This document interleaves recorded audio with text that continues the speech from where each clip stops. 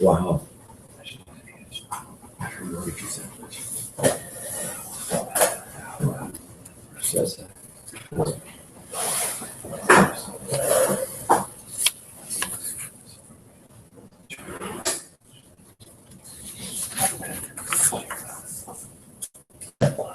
Yeah.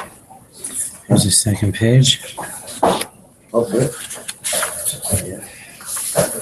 That's the second page, Robert. Okay. You know, the second page of that first one. Oh, I'm sorry.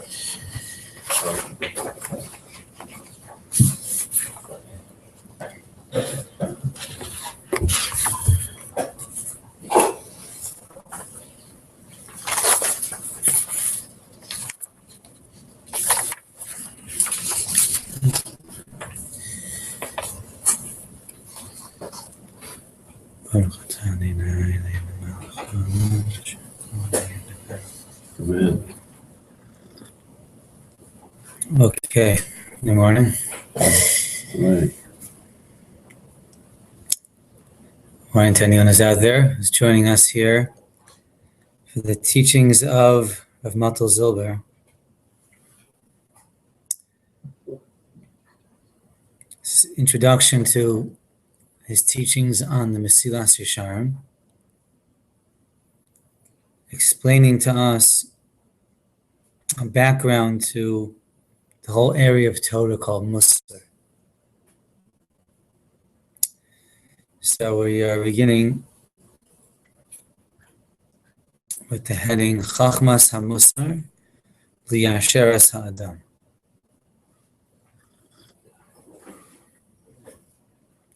Which means the wisdom of Musar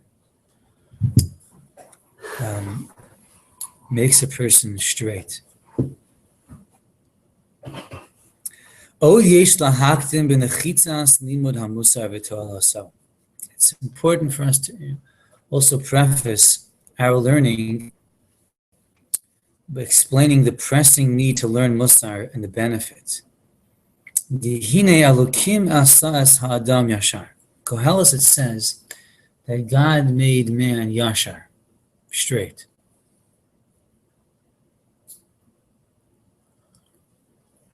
And then it continues, Vehema Bikshu Cheshbonus Rabim, and they seek all sorts of plots, all sorts of calculations. Sheha'adam b'mekoro nivra b'yashrus mechuna.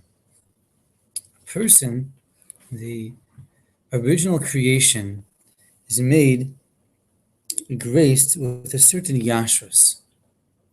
The word yashrus means to be very direct and straight and aligned with what's correct, what's true. And that is how Hashem made Adam, literally Adam, the first man. From the moment though that he did his Aveira, he ate from the tree of knowledge of good and bad. It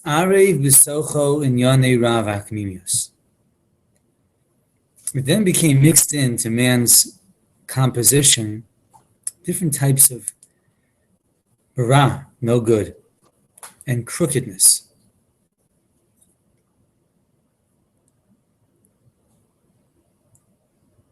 To the point, a person's thoughts are filled with all sorts of crooked ideas.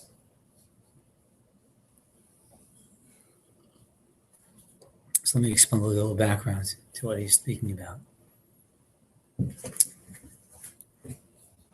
When Hashem made Adam, so the Ramban and other Rishonim explain, is that essentially the person was really a being of a neshama, and the guf, the body, is simply a vessel with which to receive Hashem's light, Hashem's or.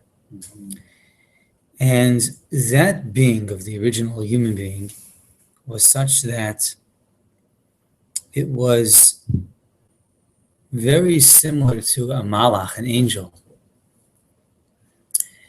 The wording of the Ramban says is like the man was mukhrach. He was basically, in a sense, forced by necessity to do Hashem's will. What he means is that the being of the man was so one-dimensional that things were very evident and very clear. Very difficult to do the wrong thing. To be compelled to do something otherwise. The person was essentially of one type and therefore one nature and given over naturally to do Hashem's will. Similar to a malach, that a malach is really a being of one dimension. And basically, in a sense, we understand the malach is mukhrach. In a sense, must do what it does. It doesn't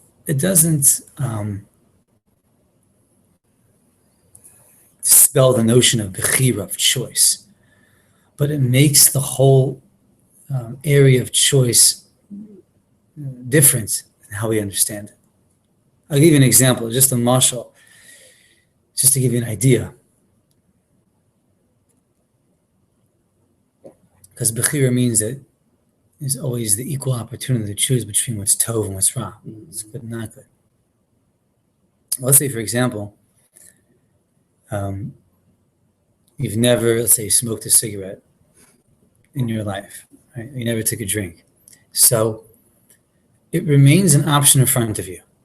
It's something you could do. I mean, you know it's available to you, and you could, if you choose to, smoke a cigarette, take a drink.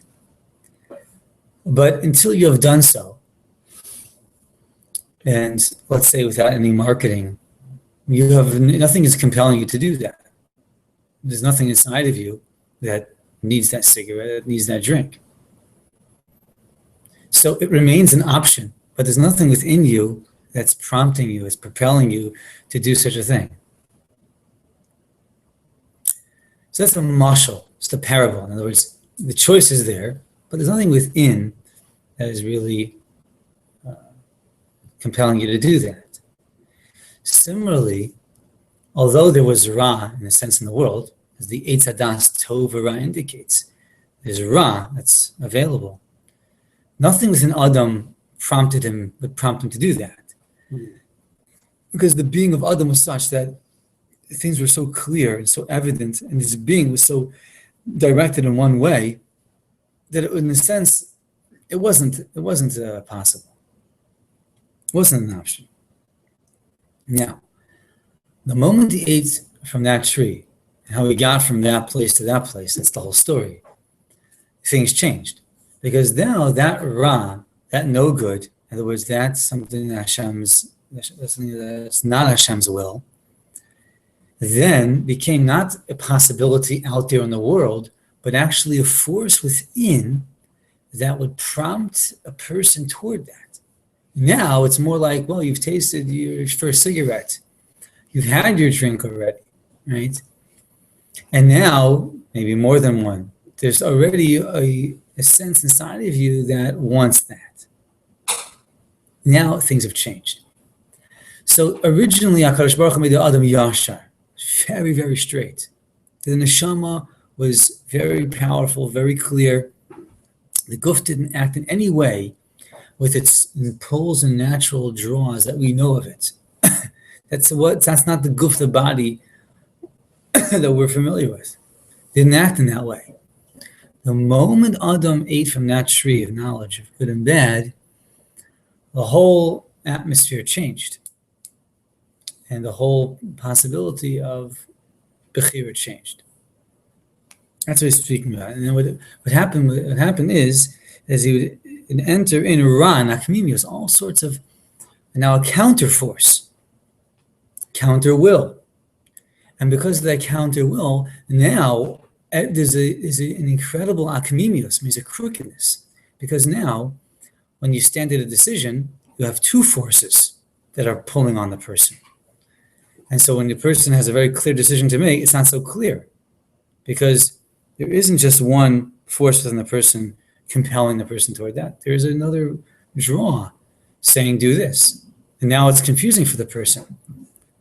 So now all decisions are now subject to an influence that's coming from Tov and from Ra. And there's an incredible akmimius, there's an incredible crookedness that is now part of the composition of man and has a say in all decisions.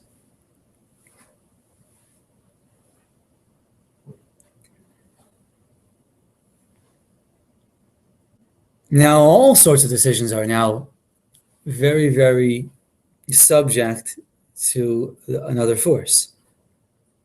So a man's thoughts are full. Lo yu'uman ku yusupar. You would not believe it. Would not believe it. We shouldn't even speak about all the thoughts that go through a man's mind, because it's not even proper.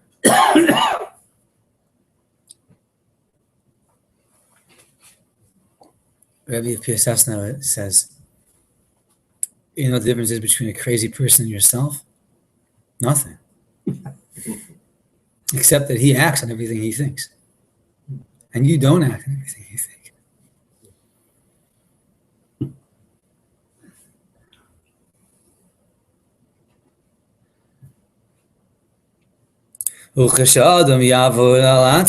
Now when a person begins to work on themselves, okay, so let's go. Avodas Hashem. When you want to clean yourself out of all this schmutz, all these crookedness inside the person, and you want to get clean. You want to be rid of it. You wouldn't believe what you find when you start to clean up.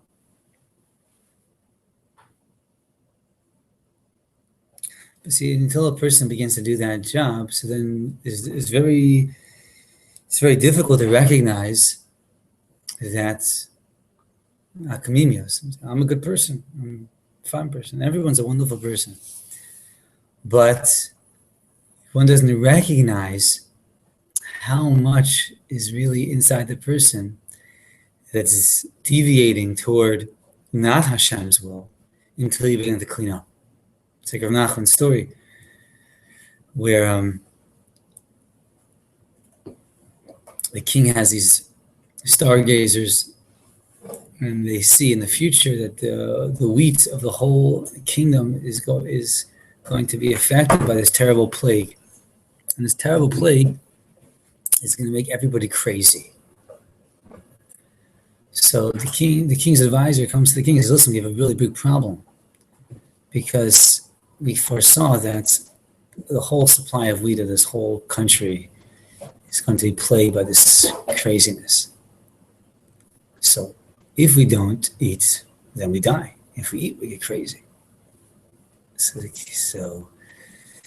king says, listen, here's what we're going to do. We're going to eat, because if we don't, we'll die. But we're going to tie a string around our finger. And when we look at the string, that we're going to know that we're crazy.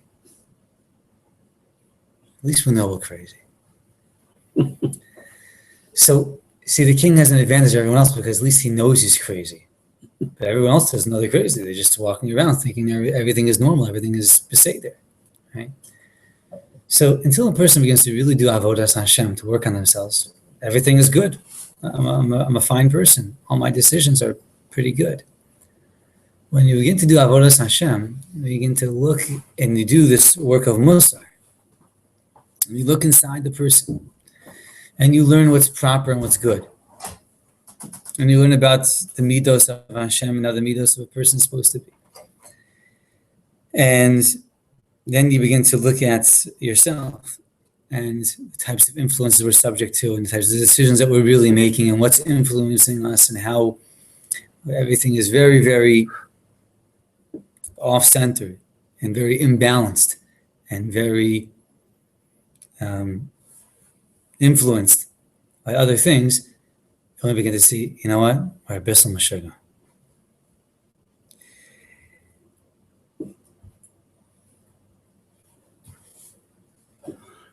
For this purpose, the whole area of Torah called Musar is established. To bring man back to the uprightness and straightness. Every single person, to a degree, can return back to that state of yashrus, of rightness, of alignment with Hashem's will. But it takes learning Torah, and this area specifically of it's called the Chachmas Musar, the wisdom of Musar, to get a shot of Hashem's wisdom, of Hashem's ideas into the person. And as those ideas go in, and the person begins to sit with those ideas, and they begin to, in a sense, move about the person's being, then they begin to have a greater sense of the types of thoughts we think about, and our ideals and our influences. And then we begin to get woken up to what's proper and what's correct. To help us to clean out from this mixture.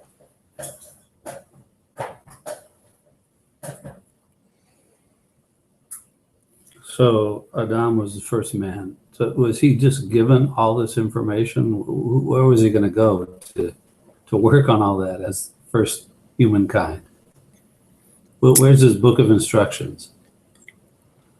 Adam, in his original state, in the Neshama, was just very aligned, aware, intuitive in a sense, we would say, and directed to Hashem's will. And when he fell? Then everything became unclear. It's like that after you take that drink, and then things aren't clear anymore, right? You take the bribe. No, it's not the same thing anymore. The world has just changed. Now Adam has to begin to do the work of getting back to that place of yashrus, of uprightness. And every single person is capable of doing this, but not without the Chachmas HaMusar, not without the Torah, and not with the whole area of Torah directed toward this, which is the Chachmas HaMusar. V'ninko dugma, so he says, let's take an example. We can prove through it.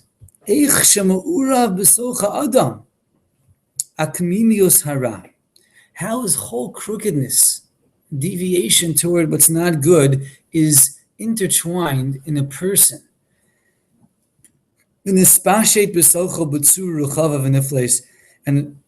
spread out in a very expansive and startling way. Every single Jew says Shema Yisrael every day. Hashem Echad. God is one. Now every single Jew is supposed to think about, to contemplate, and to experience when you say Shema, I am prepared to do the mitzvah of giving myself up for God. Mesiras nefesh means giving up your own will for Hashem, to the point that even to give up the greatest will of the human being, which is survival, to live. And that is an important thought to think about in Shema Yisrael. I am prepared to give up my own personal will for Hashem's will, even to the extent that if my life was being asked, I would give that up. That's a thought one is supposed to think about in the moment of Shema.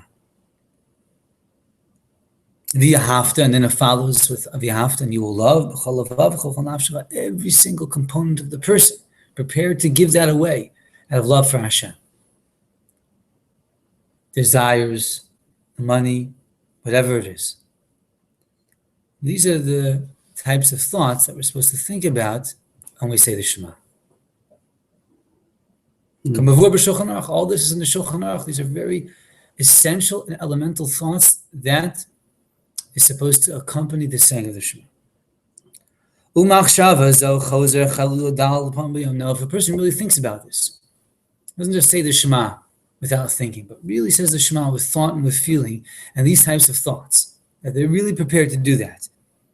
That means this type of thought revolves in the person 4 times in a day.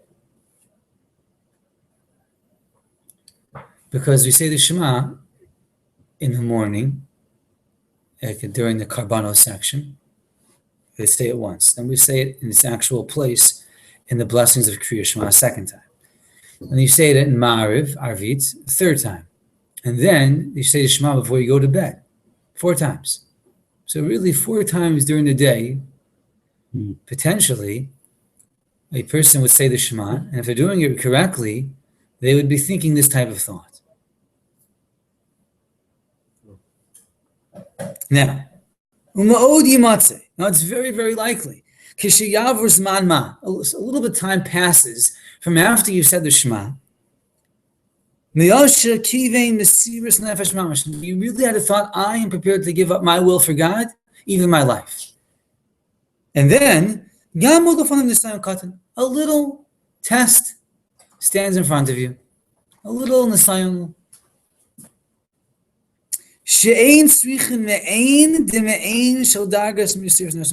It doesn't require even a little bit of really giving up your life. A little small test that is in front of the person, right? They have a test of saying something negative about a person. Small test. They have a test about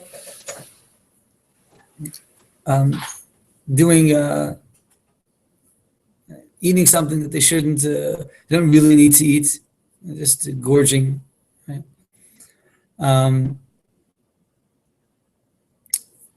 It's a small test. I think they shouldn't be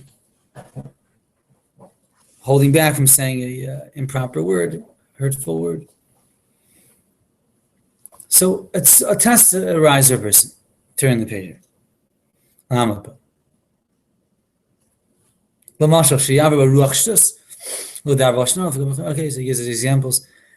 Person has these examples, speak Lashon Hara, to say something damaging. Or maybe someone insults you. And you want to take vengeance. It's a wonder. It's a pella. A person may not be able to stand up to the test. To the point that a person can violate specific prohibitions of the Torah, bearing a grudge, of taking vengeance. I'm saying hurtful words. Embarrassing a person. Pella v'hafle. It's absolutely a startling wonderment. I am Mesiras Nefesh. Where did the Mesiras Nefesh go? Where did that willingness to give up one's will for God go? That was a thought that a person had, and the test arises, and it's not there. Where is that love that a person really absorbed to give to God with all their soul? This person that now was prepared to give up himself, doesn't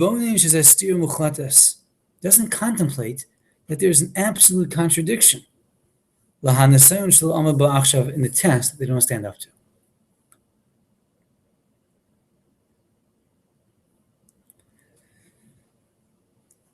So here you have, in that moment of the Shema, right, one part of the person, one dimension, is absolutely prepared, if they're sincere about it, to really give up their will for Hashem's will. And if they really go all the way, they're saying, I'm prepared to even give up my life. And then the fact is that they're presented with a small test, and it's gone. Right? So there's a contradiction, and the contradiction within the person, within their thinking, within their behavior. It's in direct contradiction to what they said and what they really thought.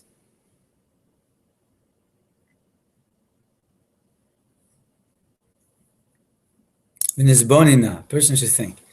Let's say a person would praise himself. Before his friend would say, that you should know, I'm very careful not to say Lashon Hara. The Yavra's mama, and some time passes, the Yitaf is like the Chaviro. And his friend catches him saying Lashon Hara. He does that to his friend. His friend would be completely startled. How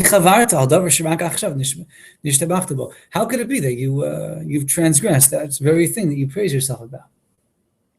Woe to that embarrassment. The speaker would be terribly embarrassed. And yet, right, we say things or we think about things, and then we live in direct contradiction to that. So you see that within the person's being, such an akamilius, so much the taruv is a mixture of good things, good intentions, and negative intentions, and goodwill and bad will, and good desire, and then ultimately not good behavior. So the whole person is just this great challah, this great mixture of like tov and ra. That's it. It's a part of us.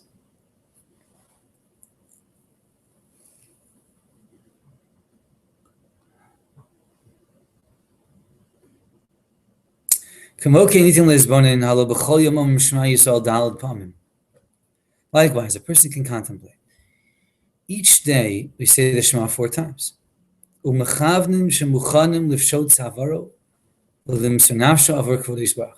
we said, person says they're ready to sort of stick out their neck and really give their life for God's honor. If that's the case, why is it so hard to stand up to a small test?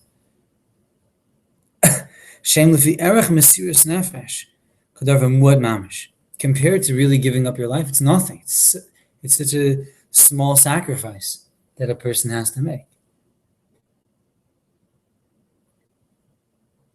Is this not a contradiction that really questions the whole premise of this person?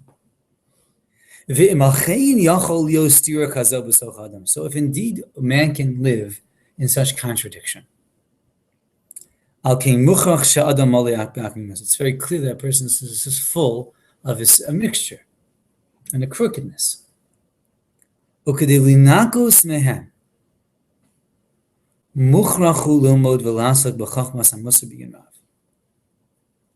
So obviously we recognize this. Every person recognizes within us. But therefore, in order to clean ourselves out, it's incumbent upon us to spend time and to immerse ourselves in what's called the Chachmas HaMusar, the wisdom of Musar, with very great analysis. So before the person says, I think. Before the I think, the person has to open themselves up to hearing Hashem's wisdom of Musar, of what are the proper midos. How do we inculcate them? How do we really work on them to clean the person out from elements within the person that are in direct contradiction to the straight yashrus, straightforwardness that really every person can return to. But they have it all the time. They know the right way, right? No. No? It seems to me we're talking about mindfulness because sometimes your mind just goes somewhere else and you act differently, but being mindful of the wrong perspectives is not helpful. So therefore, the Chacham of Musar says, before we accept all the notions that we have as being correct, we want to hear Hashem's wisdom. We want to hear Hashem's wisdom. So to be mindful means you have to know what you're being mindful of. That's step 2. Step 1 is to immerse yourself in the Chachmas HaMusar.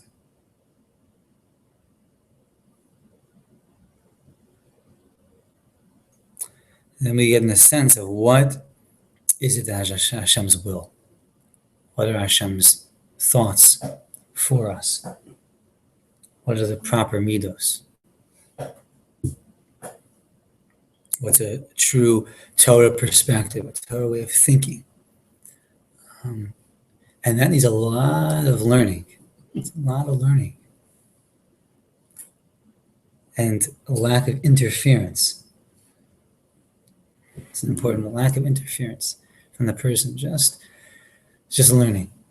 Just really opening themselves up to saying what is Chachma. So we have in different ways. I mean, every single command of the Torah is Hashem's Ratzon, the Tanya says. It's Ratzon, it's His will. So you can learn from every single mitzvah. This is an example of Hashem's will. So just think about that. Just thinking about that, a person can spend a long time just thinking about that. And it can be very helpful. What you did this morning by putting on your tefillin or by davening was Hashem's will. So Hashem revealed His will to the world. Human beings can know of His will for them. And then the area of the hashkafa of ideas we have in the Torah, in the Nevi'im, and especially in the Sefer Mishlei, Hashem's wisdom of Musa. The Reishis Chachma Yiras Hashem. The beginning of wisdom is Yiras Hashem, the fear of God, the reverence of God. These ideas.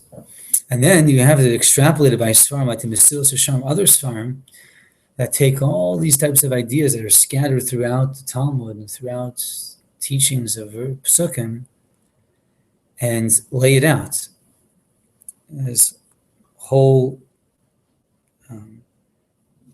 concepts, whole areas of study. So what we need to do is just really absorb it and just study it and just take it in. And that is this whole practice of this, called the Chachmas HaMusa.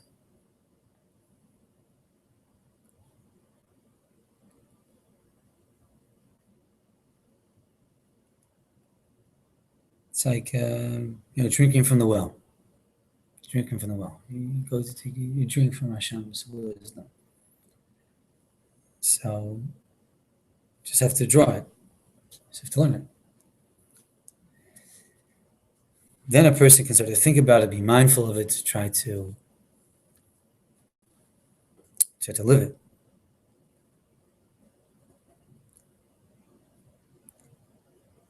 Dugma nosaf, another example. Hine omen b'chol yom ashreinu ma tov chalkeinu u ma naim garlinu. We say ashreinu. We're so fortunate. How great, how good is our portion? How sweet is our lot? Speaking about part of the Jewish people in our service.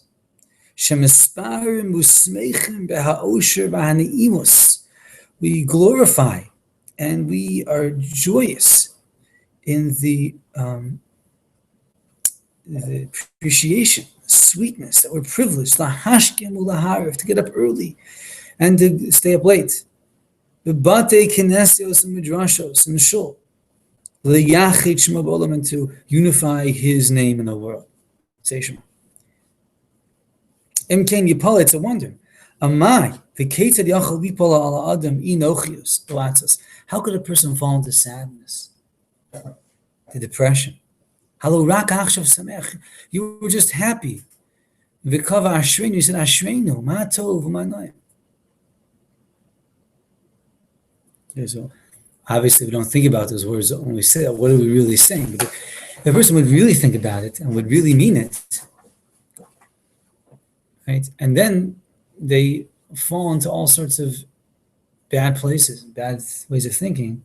It's because the person is complex, and there's a whole mixture of good intentions and bad intentions. Ever since Adam ate from that tree, the whole being of the person is a very complex mixture of all sorts of things. And therefore, it's not a wonder that we have a contradiction within us. The greater wonder is Mashastira. Mashastira ain't afilu no silas that. Why often this contradiction is not even a subject that people are prepared to deal with. Afein misbonal, they don't think about it.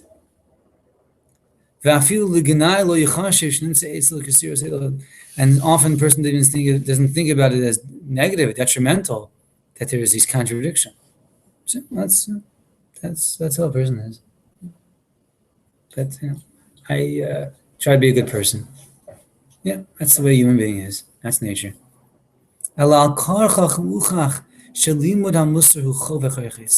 Clear. Studying this area of Torah is a very great obligation. Without it, it's impossible for a person to be this upright person at all.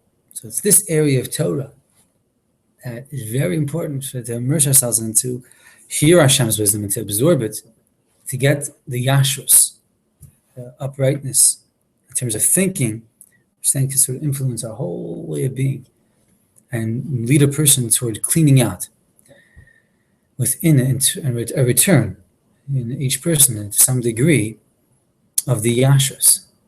And like we say in davening, we say, Or zaru al tzaddik, a light is planted for the tzaddik, u'liyishrei leiv simcha, and those who are yashar, straight simcha.